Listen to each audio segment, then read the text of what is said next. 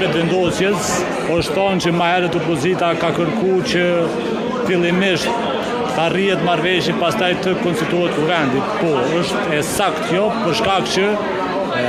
ka qenë afati kushtetues në periudhën në cilën është dashur në fakt të merret një marrëveshje, të arrihet një marrëveshje për konstituimit e kuvendit dhe gjitha institucioneve tjera. Mirë, po ai ka një afat, ka qenë 30 ditë dhe tashmë është e detyrueshme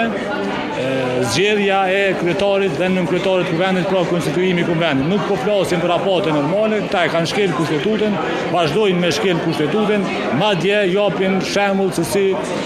nuk respektohet kushtetuta. Vetëm vendime të cilat i ka zbatuar ky pushtet të gjykatës kushtetuese kanë qenë ato të cilat kanë bërë me interesat e serbëve në vendin tonë, siç është gjykata, vendimi për gjykatën e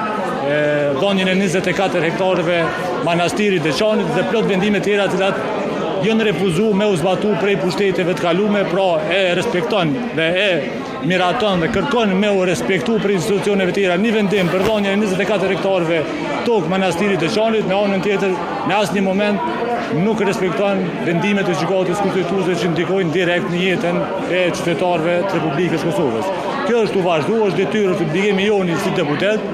madje me ndërmarrje dhe hapa të tjerë që i pamundsojmë hyrjen edhe në qeveri, edhe kryeministrit, edhe ushtruesit detyrës presidentes, por edhe ministrave, secili pozicion politik sot nuk ka mandat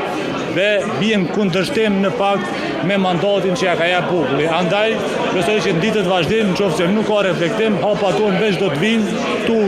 shumu në mbrojtje të kushtetueshmërisë dhe të Republikës vendit tonë. Do të shohim, jemi tu e qëndruar tu pas